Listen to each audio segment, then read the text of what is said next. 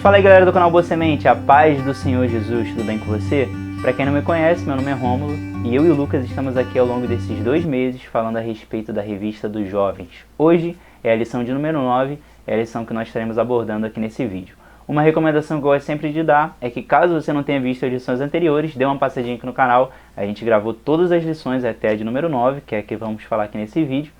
Então, se você não viu as lições, dê uma passadinha lá, é um conteúdo de qualidade para que você entenda a revista em todo um contexto. Para você, professor, é muito importante para que a sua aula tenha uma qualidade ainda maior. E caso você não seja professor, esteja aqui vendo esse vídeo, comenta aqui no canal, vai ser muito importante a gente saber que o nosso público não é apenas professores, mas sim também alunos interessados a aprender a lição antes da escola dominical. E se você é aluno e está aqui, é um ponto muito importante para que quando você estiver numa posição de professor, você encare essa responsabilidade com ainda mais responsabilidade.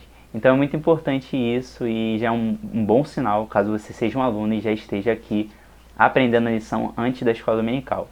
Uma segunda recomendação que eu gosto de dar é que caso você não faça parte do grupo de professores que nós temos aqui no canal, existe um número aqui na descrição do vídeo que você pode entrar em contato e pedir para ser colocado no grupo. E lá você vai ser colocado no grupo e vai ter acesso aos planos de aula, que sai mais ou menos na sexta ou no sábado, e é algo que também vai poder complementar um conteúdo da sua aula. No mais é isso, vamos para a lição de número 9. Lição 9, Jesus, o primogênito dos mortos. O texto de referência está lá em Lucas 24, do 1 ao 12. Versículo do dia. E da parte de Jesus Cristo, que é a fiel testemunha, o primogênito dos mortos e o príncipe dos reis da terra, aquele que nos ama e em seu sangue nos lavou dos nossos pecados. Apocalipse 1, verso 5. Verdade aplicada. A ressurreição de Jesus prova o seu poder sobre a morte. Objetivos da lição. Mostrar que a morte não deteve o poder de Jesus. Identificar o milagre da ressurreição de Jesus. Compreender a mensagem de esperança através da ressurreição de Cristo. Introdução. Jesus é considerado primogênito dos mortos, pois foi o primeiro e o único que ressuscitou para não mais morrer. Todos os homens que foram ressuscitados pelo Senhor em algum momento da história morreram novamente e estão aguardando a ressurreição eterna por intermédio de Cristo no fim dos tempos. Ponto-chave. Jesus, ao vencer a morte, se credencia a ser o dono da vida. Por isso ele concede a vida eterna a todos os que aceitam o seu sacrifício. Bem, uma coisa importante antes da gente ir para o tópico 1 é falar a respeito da introdução. A introdução vai falar do que a revista está se tratando e de por que Jesus é o primogênito dentre os mortos. Você sabe bem que quando Cristo habitava aqui na Terra, ele chegou a ressuscitar outras pessoas. Por exemplo, Lázaro, ele morre, Cristo vem no 4º dia e ressuscita Lázaro.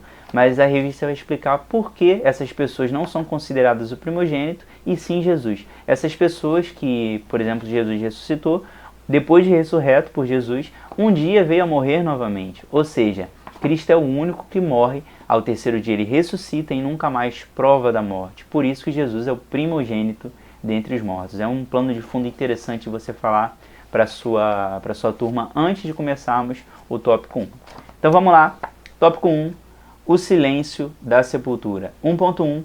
Uma sepultura vigiada e lacrada.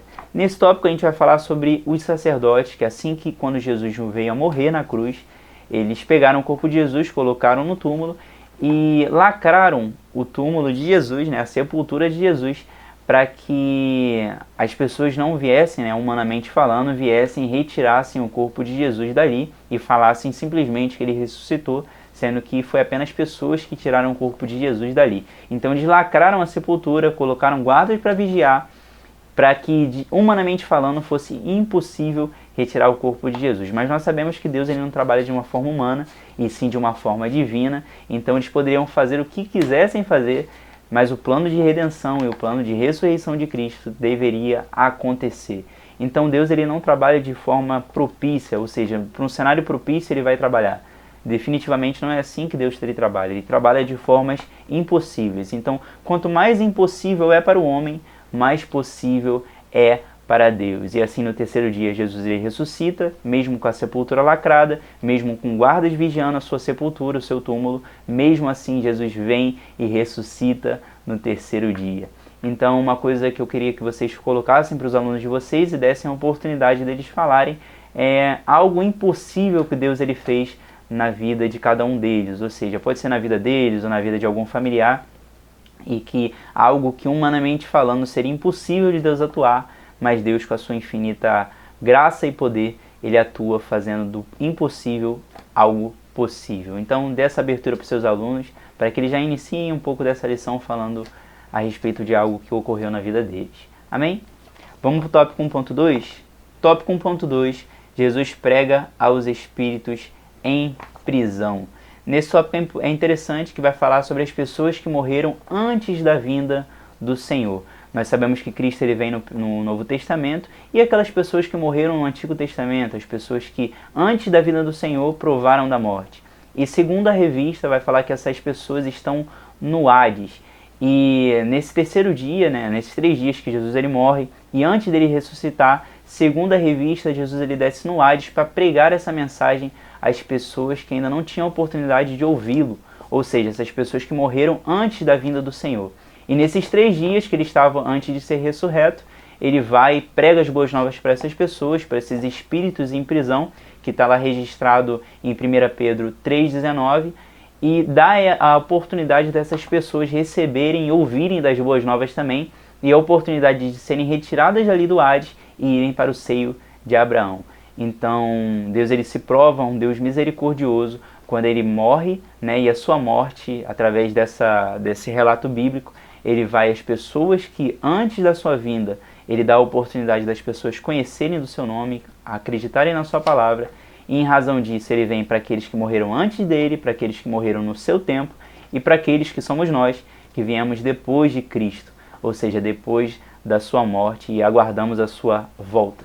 Então, Deus ele se prova um Deus misericordioso, grandioso em graça, dando a oportunidade e sendo um Deus e uma salvação atemporal, tanto para aqueles que morreram antes dele, para aqueles que morreram no seu tempo, como eu falei, e para nós que estamos aqui depois da sua vinda. Então, todos tiveram a oportunidade de conhecer do nome do Senhor e todos tiveram a oportunidade de ouvir do seu nome. E todos aqueles que receberam essa mensagem, que creram, foram através do sangue do Senhor Jesus, e essa salvação foi proposta a cada um de nós. Amém? Isso é o que fala a revista, segundo a revista, no tópico 1.2.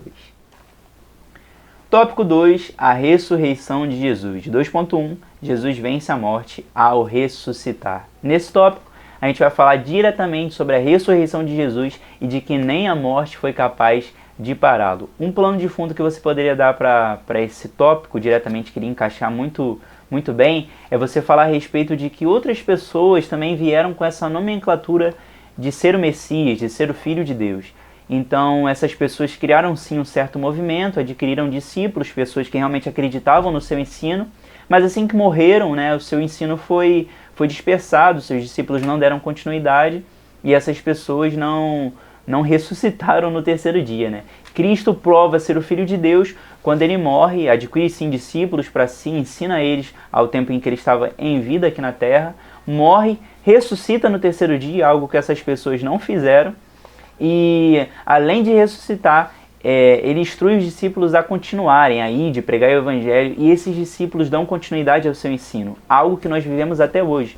Hoje nós estamos aqui, eu estou gravando esse vídeo através de esse ensino ter chegado até a minha vida e através da sua vida agora em razão da internet, que nos possibilita pregar para pessoas que estão do outro lado do mundo. Ou seja, nós só estamos aqui porque esse Jesus adquiriu discípulos, deu ensinamentos, falou a respeito das boas novas e esses discípulos continuaram a sua caminhada. Ou seja, ele pregou essa mensagem a cada um de nós. E estamos aqui. Estamos podendo ouvir desse Evangelho que transforma, que liberta, que cura, e ele se prova ser o Filho de Deus e ser o Messias prometido. Quando ele morre, ressuscita no terceiro dia.